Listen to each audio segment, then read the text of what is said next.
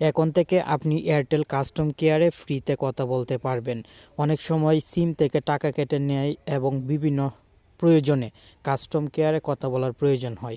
আর আপনি যদি সিম থেকে কল দেন তাহলে অনেক বেশি টাকা কাটে।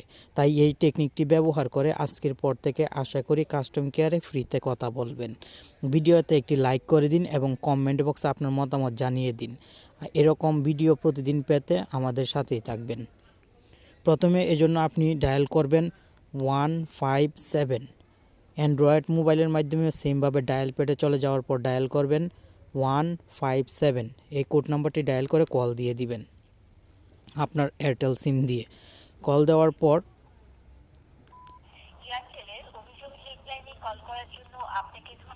এরকম বলবে, আপনি বাংলার জন্য এক চাপবেন। এখন শুধু একে চাপ দিবেন।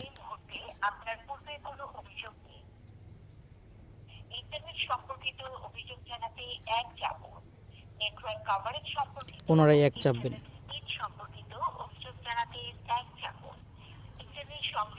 আবার এক চাপবেন।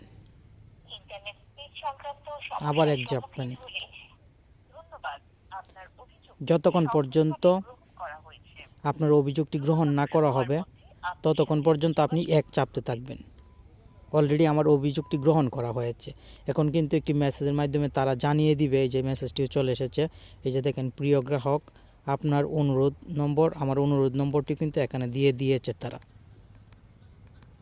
আমার সাথে খুব দ্রুতই তারা যোগাযোগ করবে এমনটা কিন্তু বলে দিয়েছে। এখন শুধু আমি অপেক্ষা করব। 3 থেকে 4 ঘন্টার মধ্যে অনেক সময় কল দিয়ে দেয় এয়ারটেল অফিস থেকে। এমন হতে পারে আপনি অভিযোগ দেওয়ার সাথে সাথেই কল দিয়ে দিতে পারে।